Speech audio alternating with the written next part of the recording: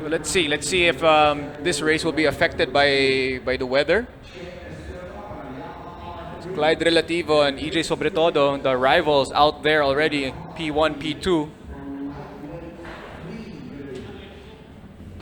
What's impressive is that this season was the first time that EJ Sobretodo was racing with a 400cc motorcycle, and he's been really impressive this entire season so far.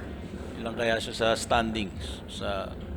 May DNF siya kasi he went for it in the first race ever. Tapos sumemplang siya in the last lap. I see. Second place siya. Second To place Clyde pa rin, Relativo. Mas kung maganda yung mga ano niya kanina. 16-point difference between him and Clyde. Malapit yun. So here we go. Visors are down. The lights are on. And they are off. Nice start. Nice start kay Clyde. Clyde Relativo showing that experience that he has. And him building confidence throughout this season. As he's leading the pack entering turn number 1. Your overall championship points leader at the moment, almost losing it there in turn number 1. Let's see if the other riders can capitalize on that. Pero yun nga, sabi niya kanina, he felt the same thing happen to him, but he knows how to ride with those tires in wet conditions. But right now, it doesn't seem like it's wet enough. Yeah, ano lang yun, nagasan niya na masyado. Pero nice, control. Save. Nice save. So Rizaldi Canare overtaking EJ Sobretodo for second position. So let's see if he can give challenge kay Clyde Relativo during this condition. A more experienced rider. Sobrang experience talaga. Aha. Kasabay niya yata yung pyramids. Nagre-race. There's Clyde Relativo. Oh, nagkamali din si Yeah. so EJ getting back second place. Si Rizaldi yan? Yes. Overshooting the turn. Parang nagbago ng color si Relativo, no? Ang Ducati yung Mas niya. dumami yung green. Before kasi talagang black na black. Oo, black na black Green yung... ba yan? Di ba red yan? Oh, yun lang. Colorblind Di ba tayo red yan? parehas. So, Red yan eh. di ba Red green nga yan. Red Oh, yan. no. Kaya nga sabi ko parang Ducati, tapos nag-green ka na naman. Green sa akin ng konti eh. Yung tail. Meron kang magpa-check ka na. Colorblind Medyo talaga mahirap ako. yan if you don't know the difference Oo, between green and red. Magpa-check ka na sa pediatrician. Clyde Relativo crossing the start-finish line. He is your race leader. Medyo... And there is now a gap between him and P2 and P3. So tingnan natin kung makaka-apekto yung slide niya kanina. So kaya yung screen natin dito. So it looks like Relativo followed by Sobretodo. And EJ managing to hold off some of the riders behind him as of the moment. And it's helping Clyde Yeah. break away yung dicing between second, third, and fourth place like riders.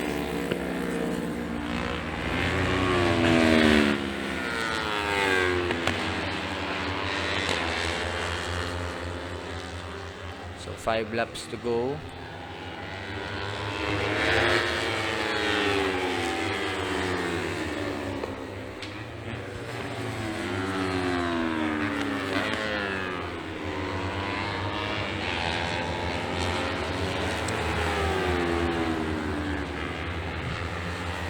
And mukhang hindi tumuloy yung ulan, no? Okay. So, better for our racers. Mamaya pag-uwi natin matuloy yan. Oh yeah, meron na yan for sure. Mamaya. Pero at least, tapos na yung karera. Diba? Tama. So, Relativo, followed by Rizaldi, Cañare, and EJ Sobretodo. That's your top 3 at the moment. And looks like Sobretodo has managed to get back P2 from Rizalde Cañare. As Clyde Relativo continues to build on that lead that he has. It's bike number 15.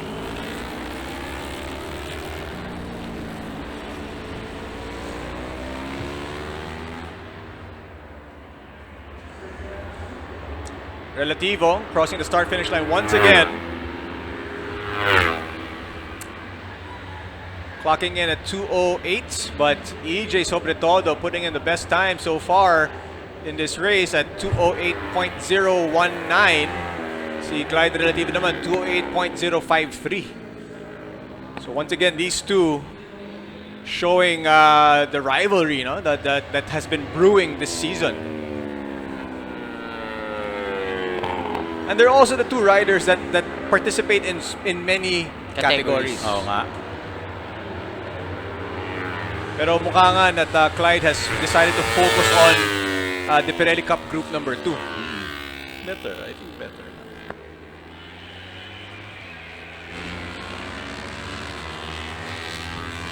Gandang unti-unti mo rin inaangat every year. Oo. But it's also good to try everything to find out which one yung feeling mo na dun talaga dapat. Ang isa kasi sa mga challenges na pag nanalo siya dun sa overall ng Pirelli, aakyat siya ng nationals. And once umakyat ka sa nationals na beginner or novice, yun na yun, dire-diretso ka na. After a year, intermediate ka na. And then another year, expert ka na medyo hindi magiging confidence booster kasi biglang umakyat ka sa mga more experienced rider na talagang medyo malayo na yung pace.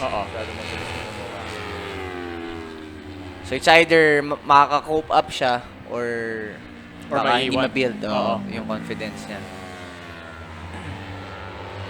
Clyde Relativo. He's had experience not just here in Clark and BRC, but he's also has experience on some racetracks in the States.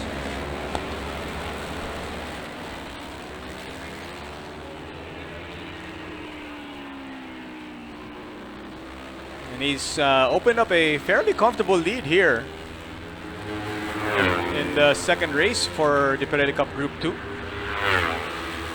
3.7 second Binaba niya gap. yung oras niya ngayon from 2:08 to 2:07 siya. With 2:07. So new record for this race. 2:07.5 from Clyde Relativo leading the race. Meanwhile, EJ Sobretodo is at P2, followed by Casey Edward Clamor, Sean Rocky Francisco, and Chino Perez. That's your top 5. So yung kaninang decision making na nakwento ni EJ, no?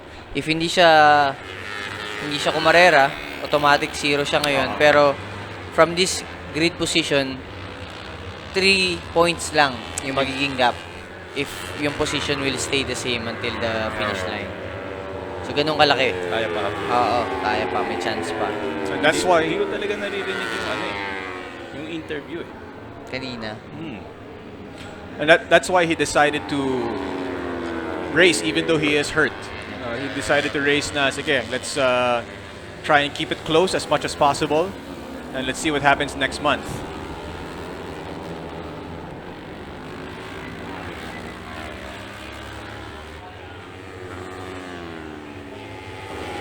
Ano nangyari kay Rizalde?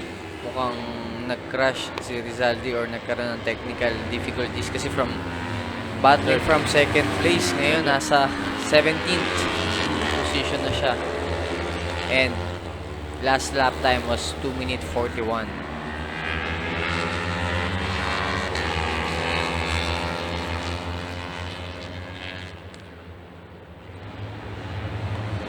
So Clyde Relativo pulling away here with just about 3 laps to go in race number 2 of the Pirelli Cup Group number 2.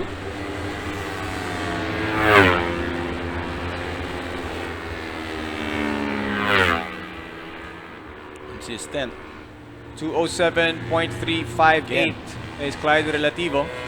EJ Sobretodo meanwhile clocking in at 2:07.823.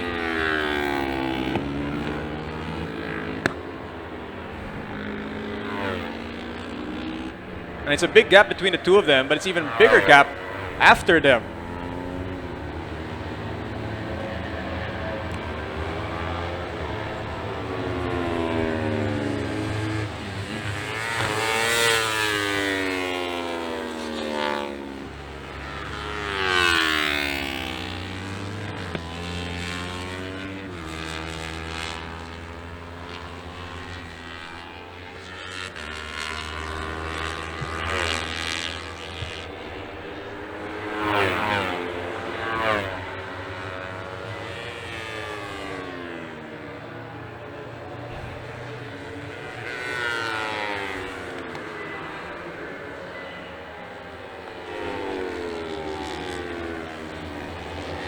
Clyde Relativo looking strong once again here, dominant as ever. In the Pirelli Cup Group 2, race number 2. You can see there, it took a while before EJ Sobretodo even entered the frame. Yes, tsaka consistent, 07. 207s all over the place for Clyde Relativo. Pero 07 din pala si Sobretodo. Kasi lang malaki na yung gap kasi. So hindi umiikli.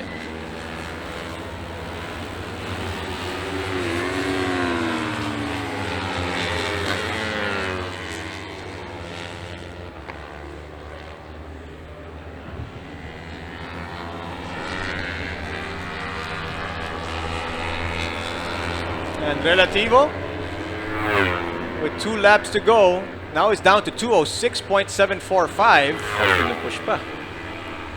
Still not letting up here with only 2 laps to go. Well, yan ang tama.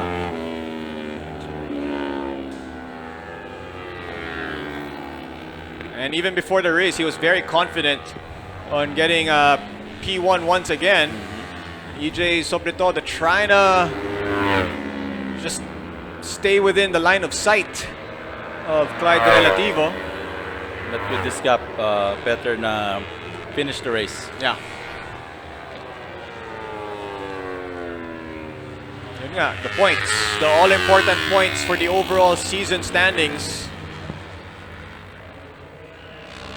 for EJ Sobretodo. And just like sabi nga ni Reynel kanina na importante yun na +3 lang yung difference. Yung madadagdag. Kasi first place gives you 25 points, second place gives you 22 points. So, which is yung position ngayon ni Clyde and ni EJ.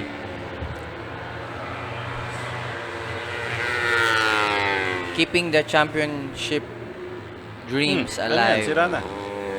Si Rizaldi Canare. So nag-crash pala siya kanina. And of course, veterano na. Alam niya na ano. Kaya pala siya bumaba. Ibang brand na yung motor niya nung nag-start siya ngayon. Even Kirk Thomas Domingo, retired, DNF. Boston Lim did not start, so baka nagkaroon ng problema yung bike.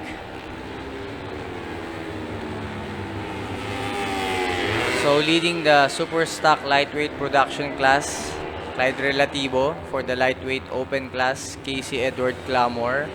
Sa Junior Rookie Cup, Sean Rocky Francisco. And Lightweight Super Sport, James Chan. Lightweight 3. Lightweight 3, Moses Reyes. So medyo madaming category, but they are still using same bikes.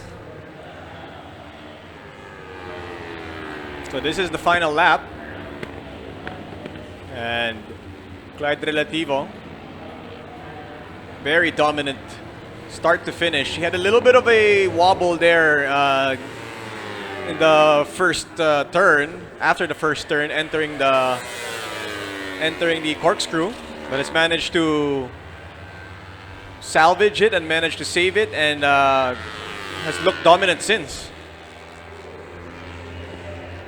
There are back markers right now though, quite a few of them as you can see on your screens. I think papunta naman sa back straight, so he could overtake them easily. Lalo kung blue flag. And you see the blue flags being waved there from the towers. Pero hindi umiilag. Oo nga eh. Here they are entering Acacia. Pantay.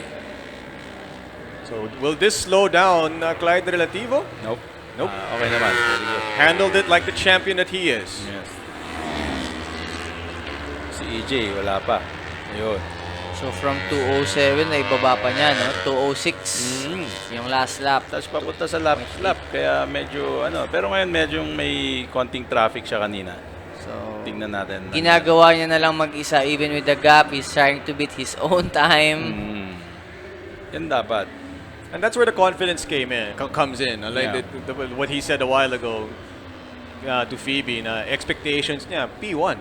Tsaka statement, syempre, Oo. pagka ganyan kalayo yung gap na gagawin mo. Tsaka yung oras. And of course, yung pressure na pinakita ni Troy Alberto, no, when he was doing practice here. He can do 202s on the same bike. Clyde 2 Relativo, minutes yata siya. back-to-back wins 206 ulit, oh. in the leg number 4, the Philippine Superbike Championship for the Pirelli Cup Group number 2. EJ Sobretodo will finish P2. And it looks like Casey Edward Clamore will be P3. And you see Clyde Relativo saying hello to the cameras.